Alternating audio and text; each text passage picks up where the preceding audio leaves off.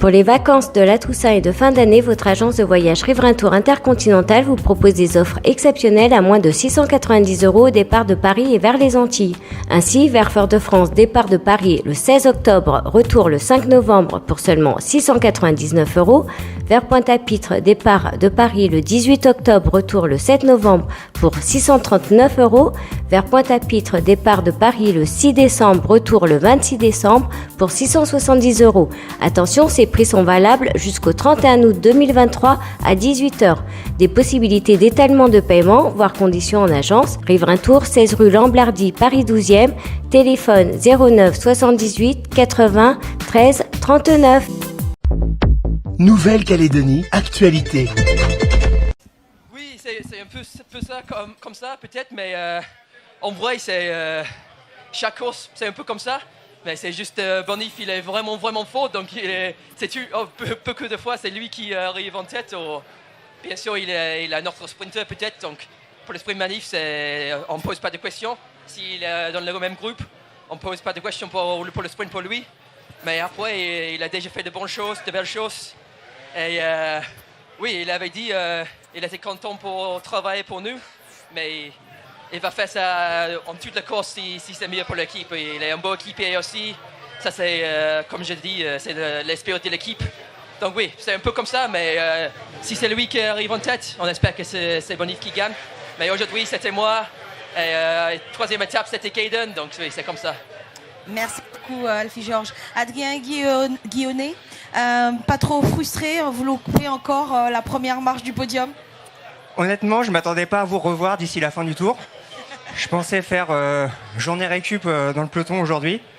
Et c'était parti pour, sauf que ça a tout le temps relancé.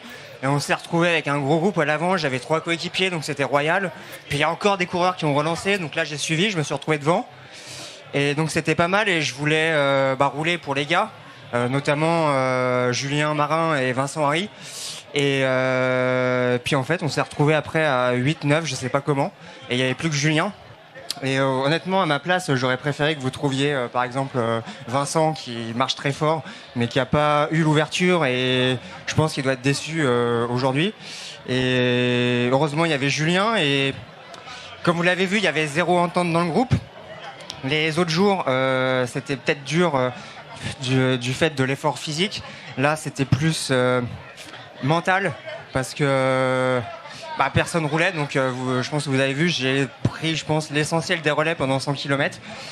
Le but c'était de maintenir un rythme pour Julien et essayer qu'en même temps Vincent puisse revenir de l'arrière avec un petit groupe sans que nous on se fasse piéger aussi par des attaques, parce que si on arrête complètement de rouler, ça part dans tous les sens et on a plus de chances de se faire piéger. Donc ouais, c'était assez particulier comme étape. Et puis du coup, je me retrouve à jouer quand même la victoire, même si c'était là aussi un peu inattendu. J'ai un peu payé les efforts de tous les jours dans le dernier talus à 8 km de l'arrivée.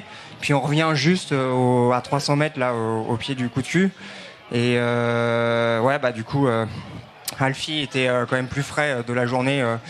Avec tous les relais que j'avais passés, donc il l'a emporté, donc on fait mieux que 3e, mais il manque encore la petite marche pour aller chercher la victoire.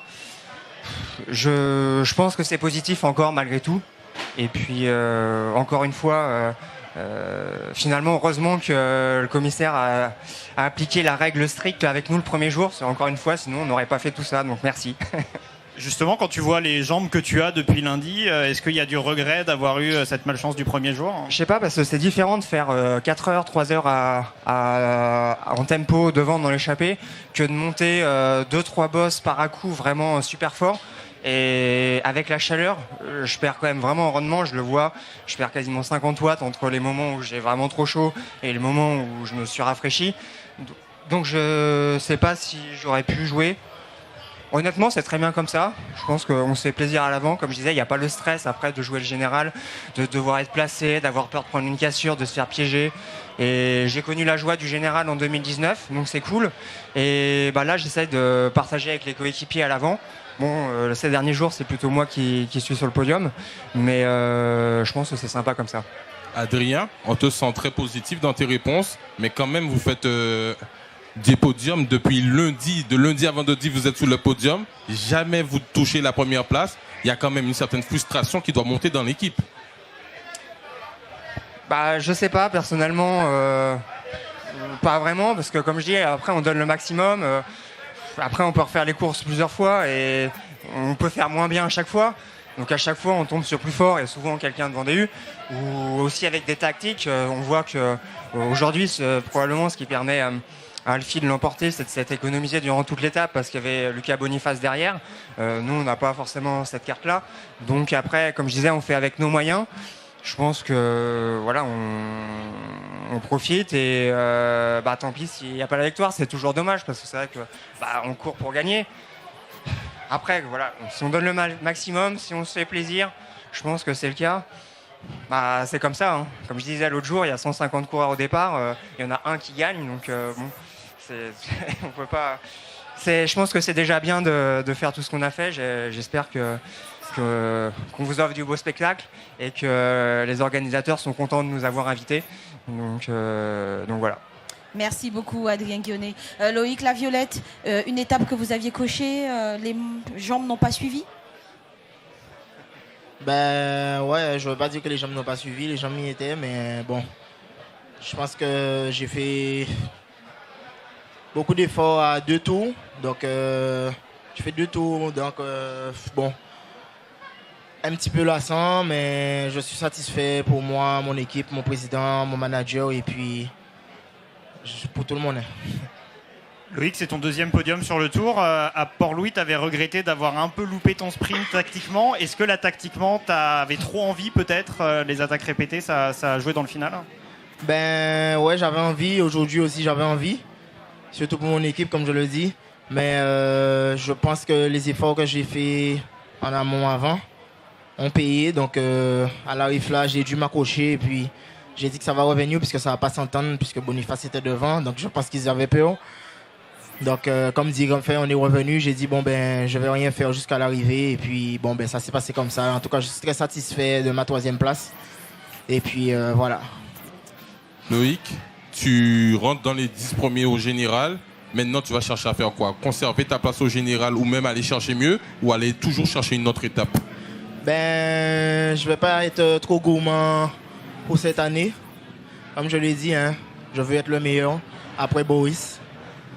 Et puis, cette année, si je rentre dans le top 10, la seconde année, on verra mieux et plus clair. Très bien. Merci beaucoup.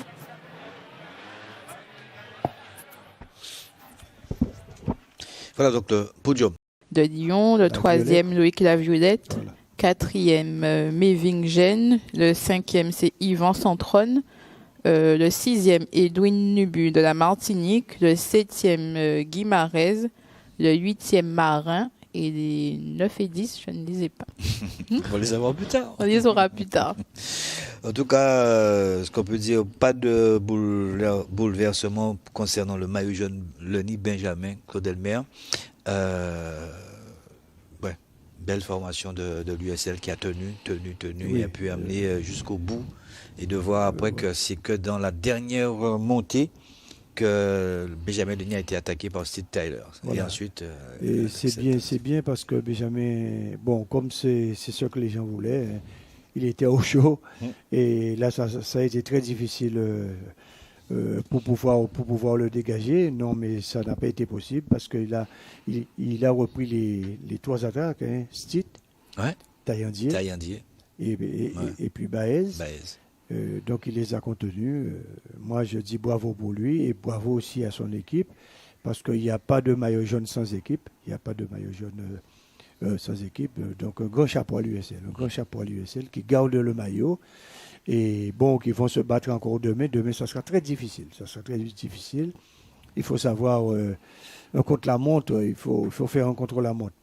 Et on peut prendre beaucoup d'écart dans son contre-la-montre. C'est que et là, ils sont dans ce qu'on appelle un mouchoir de poche. En termes de secondes, il faudrait qu'ils se battent bien demain pour garder. Mais il n'en demeure pas bien vrai que, voilà, aujourd'hui, l'équipe de l'entraîneur Eugène, du président Jacques Albina.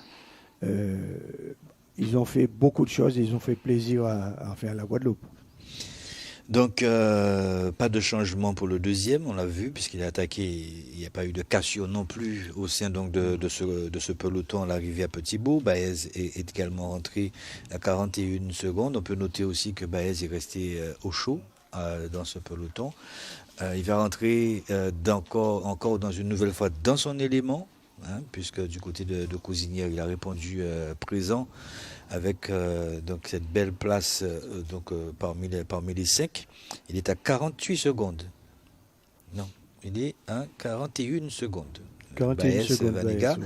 Steve Tyler, c'est le premier vainqueur et premier porteur aussi du maillot lors du prologue des 6 km. Donc c'est quelqu'un qui aime l'effort en solitaire. On sait qu'il grimpe. Donc il doit 39 secondes, me voir 40 secondes pour qu'il puisse prendre le maillot sur le nid Benjamin. Donc le troisième, on a dit 41 secondes, c'est Baez. Le quatrième, c'est Axel Taillandier à 48 secondes. Et puis là, 2 minutes et 26 secondes, il y a Duculti-Bastien. Donc ce sera compliqué de donner 2 minutes sur 12 km 500 à donc, Benjamin Leni. Donc ça va se jouer entre le deuxième, le troisième et le quatrième, voilà, au général. Donc le premier peut rester à l'issue donc, de ces 12 km 700 toujours premier, Benjamin Leni, on sait quand même qu'il est bon, mais il va falloir jouer et regarder attentivement le deuxième, le troisième et le quatrième. L'ordre peut changer. N'est-ce pas, Laura? Oui, effectivement, la victoire au final va se jouer entre ces quatre-là. Claude le disait, ça se joue dans un mouchoir de poche. Je fais confiance à Benjamin Leni, c'est un vététiste. Le contre-la-montre se situe dans les mêmes zones cardiaques que le VTT, donc je pense que ça ira pour lui. On croit, je mise sur lui pour demain. Non, mais c'est quelqu'un qui se bat dans la montagne. Exactement. Donc on verra. On verra. Alors après, il y a aussi, c'est un contre-la-montre, on ne sait jamais ce qui peut se passer. Il y a des pannes, il y a des chutes. Voilà. Donc, Benjamin n'est pas non plus protégé contre à l'abri d'incidents. Donc, voilà. Mais bon, mis à part ça, je crois que Benjamin Leni devrait faire un bon contre-la-montre demain. Voilà, on a fait le tour. Oui, juste quelque chose à dire. Alors, pour la Guadeloupe, nous avons, dans les 10 premiers, on a Leni, on a un Taillandier, et ensuite, on a Duculti, ensuite, on a Gênes et la Violette. Alors, qui dit mieux Exactement, oui. Qui dit mieux pour la Guadeloupe. Pour des équipes de Guadeloupe qui ne sont pas dans le giron continental et ma foi se démerde assez bien. Et en plus on a dit, il faut le signaler, c'est dommage pour le petit Damien Roussel qui avait le maillot et qui a pris panne et qui est sorti. On ne sait pas qu'est-ce qui aurait pu se passer devant. Aussi devant. Donc ma foi, bilan positif pour la Guadeloupe. Voilà. O News Radio sur outremernews.fr.